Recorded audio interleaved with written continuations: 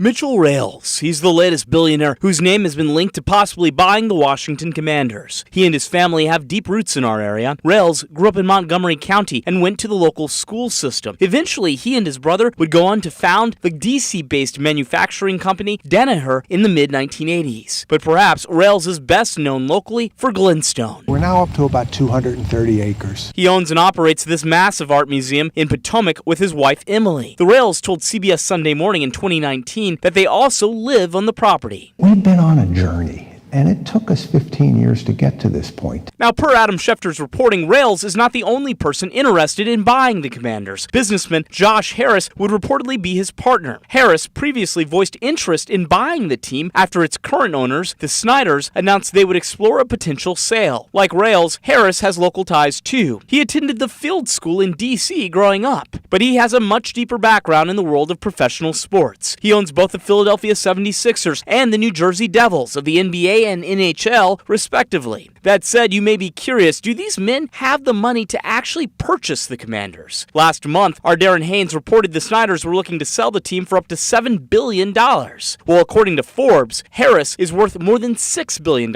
Rales is worth $5.6. Right now, Dan Snyder is worth $4.9. Now, today we reached out to several organizations affiliated with both Rales and Harris to see if either men had any comment to make, but we have yet to hear back.